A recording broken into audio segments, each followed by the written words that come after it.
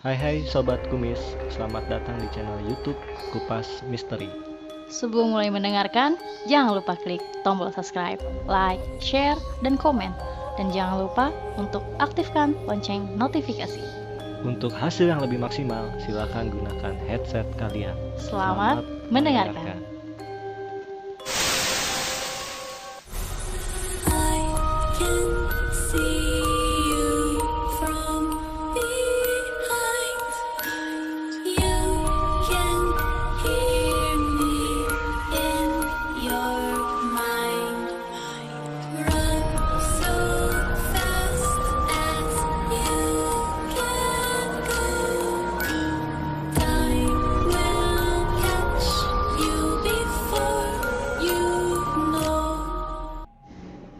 Assalamualaikum warahmatullahi wabarakatuh.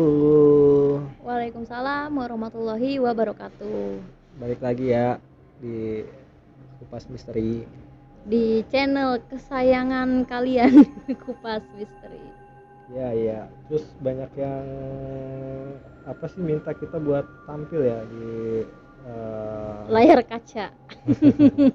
ya, maksud orang penasaran nih kayak gimana sih wujudnya si Penasaran. hostnya gitu kan ya, barangkali ganteng gitu Bisa atau kali gitu.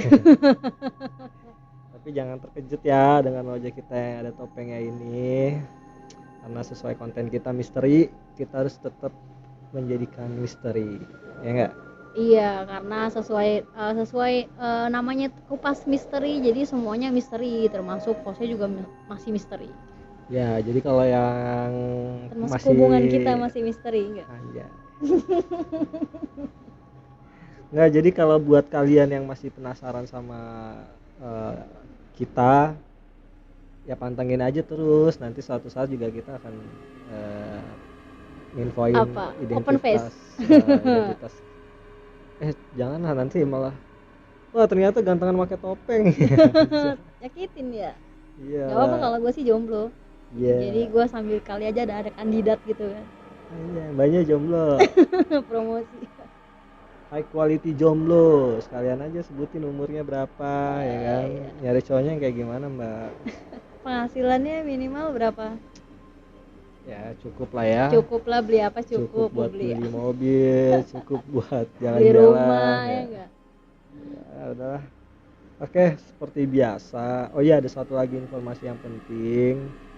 Jadi sekarang tuh kita uploadnya tuh tiap seminggu 2 kali ya guys. Selasa sama Kamis, karena banyaknya permintaan, karena lama kali kalau 1 minggu sekali nunggunya ya. Ya, terus juga kita perlu informasi ini kalau kita tuh maksudnya dibilang nggak terlalu fokus juga enggak, cuman ya kita nyambi aja gitu. Kita masih ada kerjaan gitu, jadi kerjaan. kita berdua ini kan sama-sama orang kerja. Mohon maaf nih kalau misalkan kayak ada kekurangan, kayak audionya juga atau segala macamnya, editingnya gitu, karena kita juga deadline-nya kita pagi sampai sore itu kan kerja gitu. Kita maksimalin tuh otomatis kan di luar jam kerja, itu ketika malam itu pun kadang kalau misalkan kita lagi pulang malam kadang nggak kepegang, tapi kita akan berusaha konsisten buat akan tetap upload di hari Selasa sama Kamis. Betul, dan sebagai informasi tambahan, semua proses konten kita semuanya tuh dari handphone ya guys. Semuanya dari handphone. Jadi dimaklumin aja ya guys. Ya, dan doain aja semoga kita nanti bisa jadi pro ya, nggak kali aja ada yang mau endorse alat-alat buat podcast juga nggak apa-apa ya. SLR ya enggak, apalagi tripod ya. Iya. Jadi kan nanti kita enak gitu rekamannya. Ya prinsipnya sekarang mah kita maksimalin aja lah dengan apa yang kita punya, bukan begitu Mbak? Iya betul Mas. Jadi sekarang mau bacain apa? Bacain aib? Oh bukan. Bacain aib. Iya. Aibnya siapa yang mau bacain? Kita ntar aja. Kita sekarang lagi on air. Nah, ini acara apa sih? Acara misteri apa ini nih? Gosip. Kita biasanya ngejulitin orang gitu. Cuma di luar ini ya. Merinding. Salah enggak. Canda. Sebut merek loh. Ya udah langsung aja nih ya kita bacain ceritanya. Malam ini tuh ceritanya kos-kosan lagi nih guys. Makanya kos-kosan serem ya. Ya pastilah, kos-kosan tuh pasti serem. Masa sih? Ya namanya kos-kosan kan bukan tempat tinggal kita kan. Untung gua nggak ngekos. Ya jadi ya kos-kosan itu kan bukan tempat tinggal kita ya. Ya otomatis ya ada Iya. penghuni lain lah sebelum kita gitu kan. Jadi Iya, bukan tempat tinggal kita, ada penghuni lain, ada ibu kos ya, oh gimana iya, sih? iya juga ya. Iya juga Bodoh ya. amat, kayaknya masih Udah, belum makan ini. nggak ada pokoknya Ini intinya. kita baru pulang kerja bukan, loh, belum bukan, pada makan, tapi kita berusaha maksimal ya. bukan intinya udah percaya sama gue, di tiap kos-kosan pasti ada aja cerita yang mistis. Oke, siap. Oke, jadi malam ini ceritanya datang dari daerah Ciledug, dikirim sama Arya. Langsung aja ceritanya gue bacain ya. Hai Kumis, terima kasih sebelumnya jika cerita saya dibacakan. Sama-sama, Arya. Sebut saja saya Arya. Saat itu saya baru saja bekerja di daerah Ciledug, sekitaran tahun 2010. Kebetulan saya adalah pendatang. Jadi awal-awal di Ciledug saya numpang ngekos bersama teman-teman. Kos-kosan teman saya itu berupa rumah. Dari luar hanya tampak pintu dan jendela kecil. Namun di dalamnya terdapat 3 kamar, 2 kamar di bawah dan 1 kamar di atas. Kamar bawah diisi oleh Agus yang sekamar dengan Wisnu. Dan kamar yang satunya lagi yang di bawah ditempati oleh Sigit sendirian. Lalu kamar yang di atas diisi oleh Eko dan dia juga sendiri. Kebetulan semua penghuni di sini sekantor dengan saya. Dan saya sementara numpang sekamar dengan si Agus karena Wisnu juga jarang-jarang tidur di kos-kosan itu. Oh iya, informasi untuk kamarnya Agus ini lumayan besar. Dan satu-satunya kamar di kosan ini yang kamar mandinya ada di dalam. Maksudnya di dalam kamarnya gitu. Kalau kos-kosan yang lain, kamar mandinya itu ada di luar, berada di samping tangga. Di sebelah tangga adalah kamarnya si Sigit, yang pintunya itu langsung berhadapan dengan dapur dan kamar mandi. Di samping dapur adalah kamarnya Agus yang menghadap ke sofa dan pintu masuk. Kemudian di atasnya kamarnya Agus itu, di lantai 2-nya ada kamar Eko. Nah, cerita ini bermula ketika hari pertama saya kerja. Seusai pulang kerja, saya diajak oleh Wisnu untuk main ke kos-kosan anak-anak, untuk ditampung atau numpang sementara di kos-kosan mereka, sampai saya dapat kos-kosan sendiri. Waktu itu mendekati maghrib. Awal saya diajak ke kos-kosan tersebut, berasa sekali kalau kos-kosan ini tuh sepertinya angker.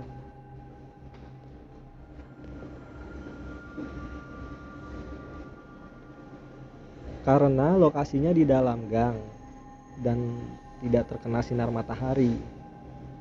Sehingga ketika saya masuk pun bulu kuduk saya langsung berdiri. Karena tempatnya itu gelap dan lembab. Kemudian saya disuruh menunggu di sofa yang bersebelahan dengan meja makan. Dari sini saya bisa melihat jelas kamarnya Agus dan di atasnya kamarnya si Eko. Nggak ada yang aneh sih pada saat saya nunggu di sofa. Hanya saja saya berasa ada yang ngeliatin aja dari atas kamarnya si Eko. Oke, singkatnya satu persatu penghuni kos-kosan ini tuh pulang.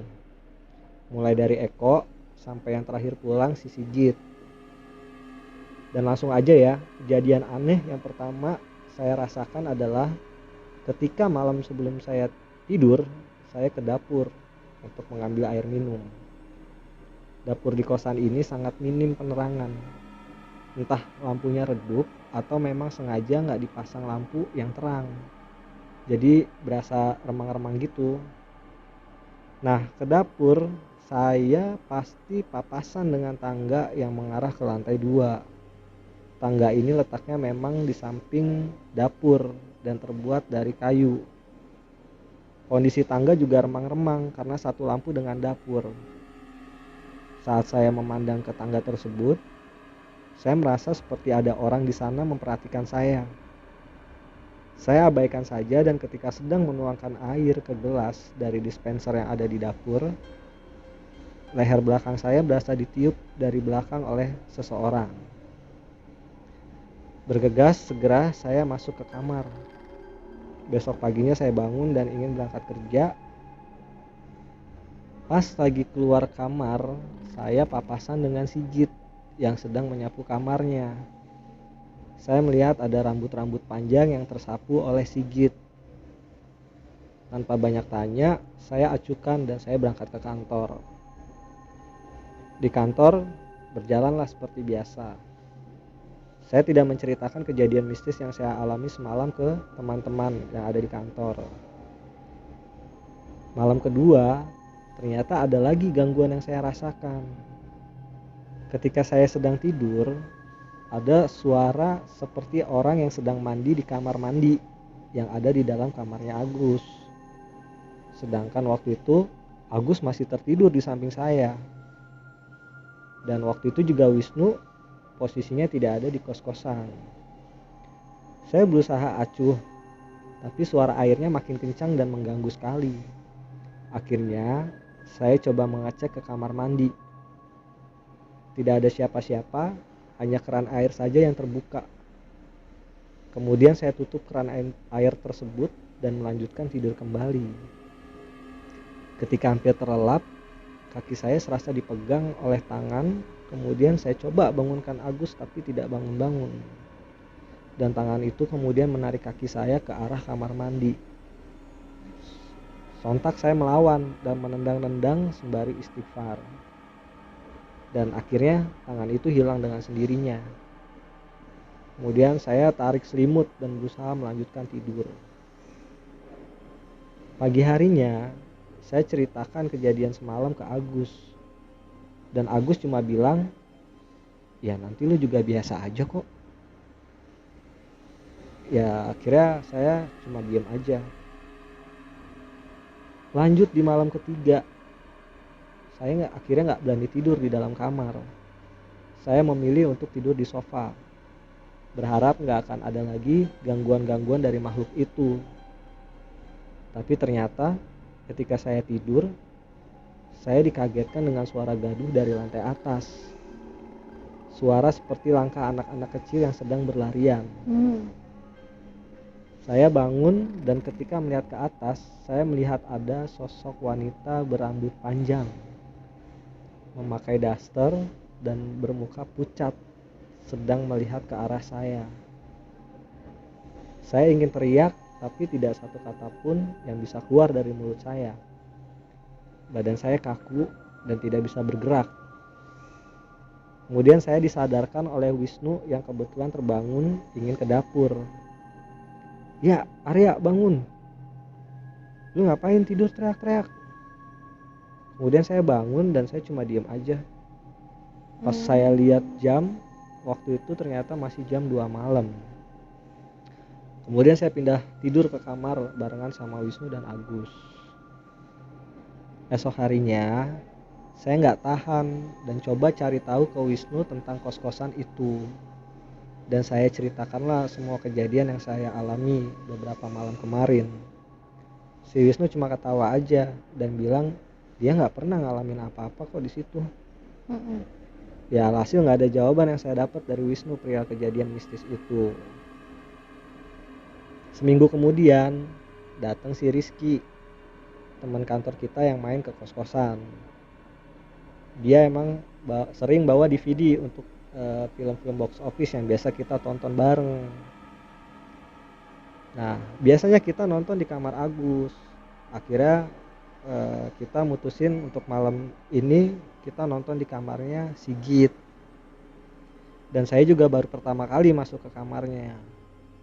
Pas masuk ke kamarnya, saya melihat banyak helai-helai rambut panjang yang berserakan di lantai kamarnya. Sama seperti yang saya lihat ketika Sigit sedang menyapu kemarin. Saya cuma menduga apa itu rambut pacarnya kali ya. Karena nggak mungkin juga itu rambutnya si Sigit. Karena Sigit kan pendek rambutnya. Dia cowok. Tapi ada juga cowok yang rambutnya panjang. Ya cuma kalau udah nemu rambut panjang gitu kayaknya aneh aja. Ya udah lanjut lah ya. Tapi aneh juga sih, gak mungkin juga Sigit bawa cewek ke kos-kosan. Secara kos-kosan ini kan rame sama anak-anak, dan emang gak boleh juga bawa cewek. Anak-anak yang lain juga gak pernah bawa ceweknya kok. Ya udahlah, akhirnya saya lanjutin lagi tuh nonton film-film itu. Kondisi kamarnya Sigit jadi berisik karena suara film dan juga suara anak-anak yang rusuh nonton filmnya. Biasalah, ketawa-ketawa ngakak atau sekedar main ceng-cengan. Itu posisi jam 11 malam. Kemudian kami semua tiba-tiba dikagetkan ketika kita sedang nonton film. Tiba-tiba terdengar suara keras dari pintunya Sigit yang awalnya terbuka lebar, tiba-tiba menutup dengan sangat kencang.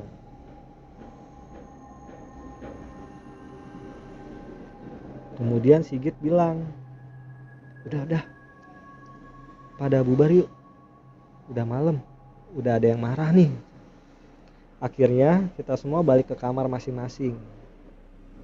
Selang beberapa hari kemudian, seusai futsal, saya dan Wisnu mengajak beberapa teman untuk mampir ke kos-kosan. Salah satunya bernama Ujang.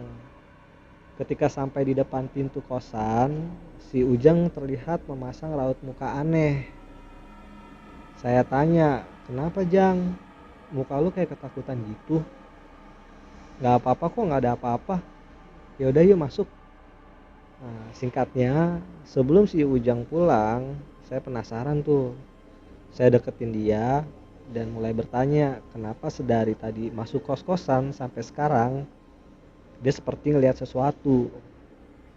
Akhirnya Ujang ngaku kalau dia itu indigo. Nah, disinilah dia mulai menceritakan apa saja yang dilihat, mulai dari awal masuk sampai ketika dia mau pulang. Rame nih kayaknya. Rame sih kayaknya.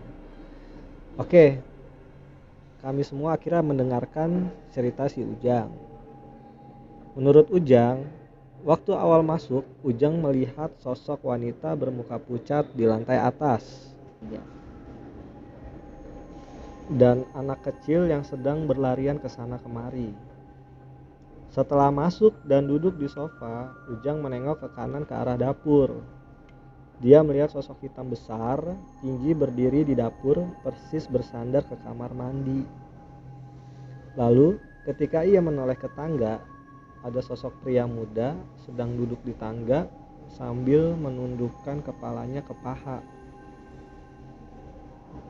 Seketika bulu kuduk saya makin merinding. Teman-teman saya seperti Wisnu, Sigit, Agus, dan Eko sepertinya tidak kaget. Dan mereka cuma bisa mengiyakan saja. Karena apa yang dilihat Ujang memang benar dan mereka sudah pernah merasakan diganggu sosok-sosok tersebut. Akhirnya satu persatu mereka menceritakan nih pengalaman mistis masing-masing yang dialamin oleh mereka selama ngekos di sini. Dimulai dari Eko yang kamarnya ada di atas. Waktu itu Eko pulang cepet karena gak enak badan. Dan itu posisinya jam 1 siang.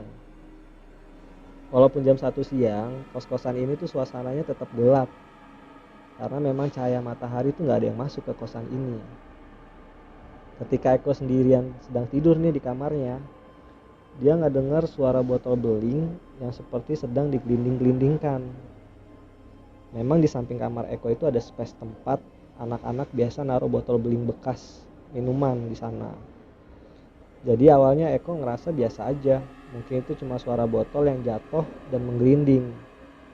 Tapi lama-kelamaan suara botol itu kok makin sering dan makin berisik. Akhirnya dia bangun untuk memastikan botol-botol tersebut. Nah, ketika dia membuka pintu kamar, dia dikagetkan dengan sosok pocong yang sedang berdiri di samping kamarnya, persis di samping tumpukan botol-botol beling tersebut.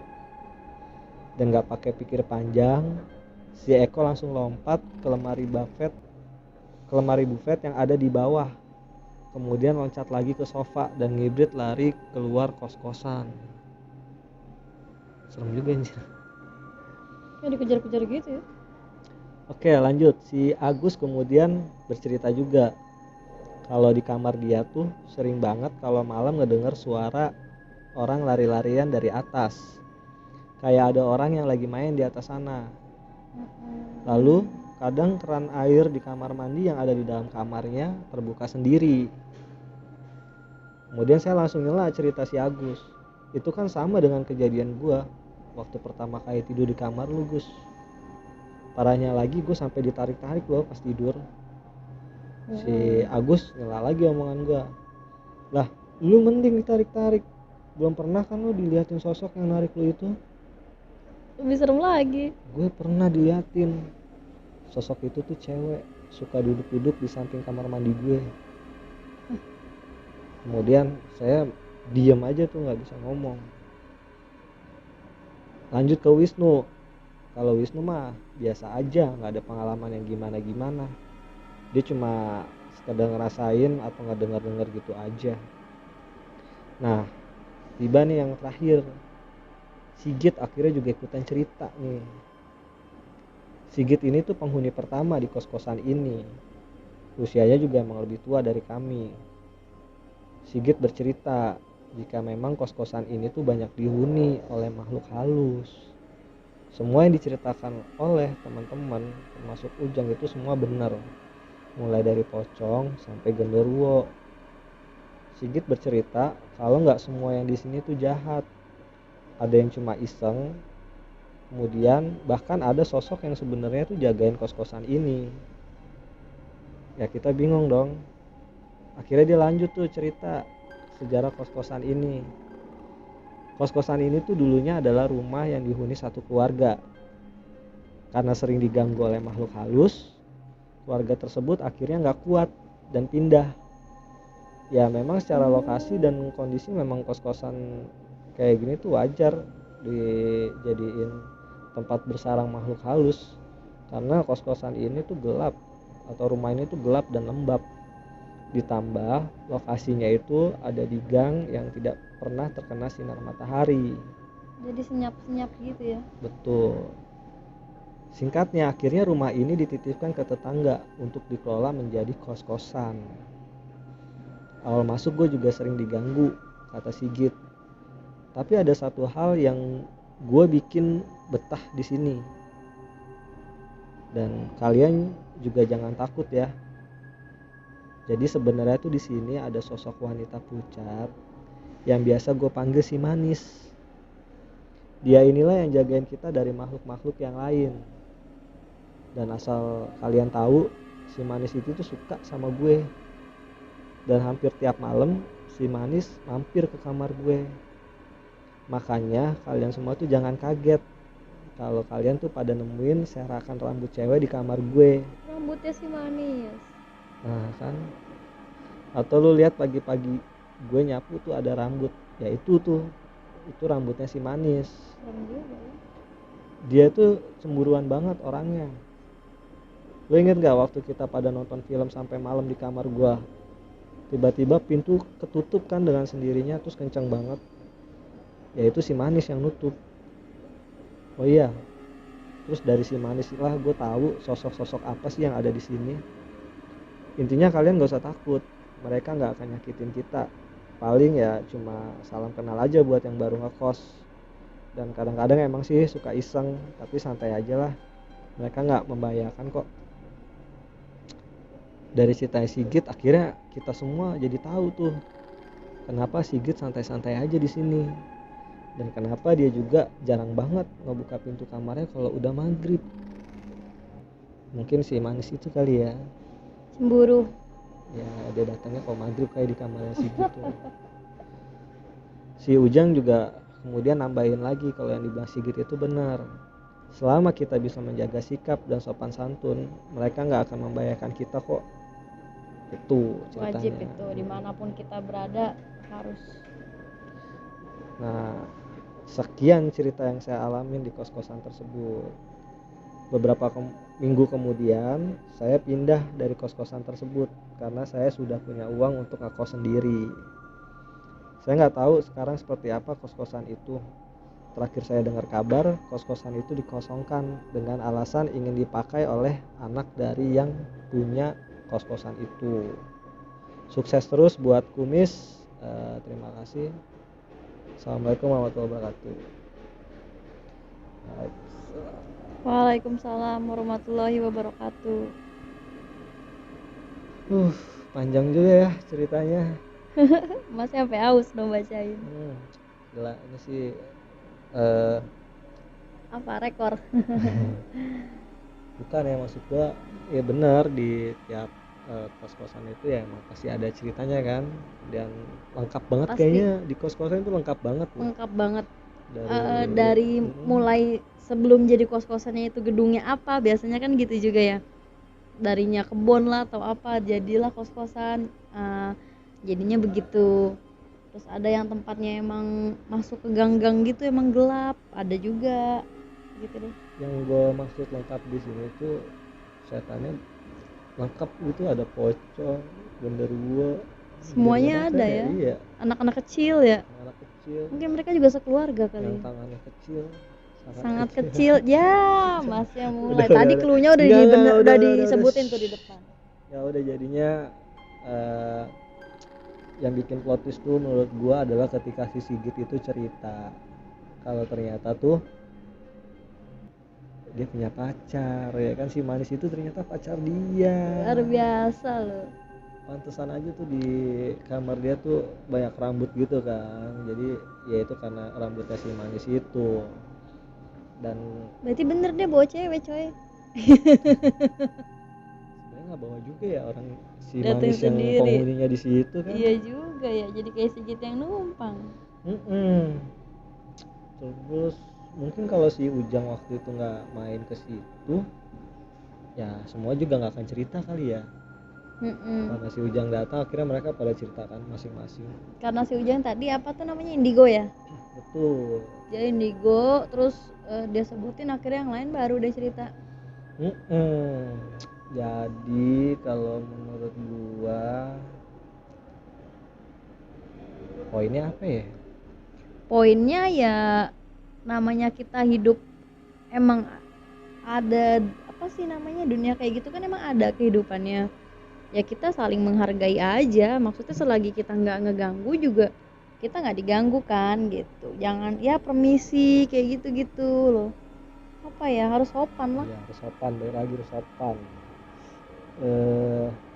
Tapi benar kan kata gue, di kos-kosan itu pasti ada cerita-cerita kayak gini. Oh iya, pasti. Nah, buat sobat-sobat Kumis nih yang rasa di kos-kosannya juga banyak cerita-cerita mistis atau mungkin bahkan lebih ngeri nih dari yang ini gitu kan, bisa kirim Bisa kemana? di-share email ke kupasmisteri2020@gmail.com. Oke, dan pasti akan kita bacain, dan untuk cerita yang kita bacain nanti akan kita berikan hadiah menarik. Oke. Ya, jadi ditunggu cerita-ceritanya ya, dan mohon bersabar, pasti nanti akan kita bacain gitu ya. Mohon maaf juga buat yang ceritanya belum sempat dibacain, karena kita juga bacainnya urutan email dari bawah. Iya. Oke, kita cukupin aja malam ini. Makasih buat Arya yang udah kirim ceritanya. Makasih juga buat sobat Kumis yang setia buat ngedengerin kita, dan doain terus supaya kita bisa terus berkarya dan berkarya tentunya ya. Sip, jangan kemana-mana, tetap di Kupas Misteri. Dadah.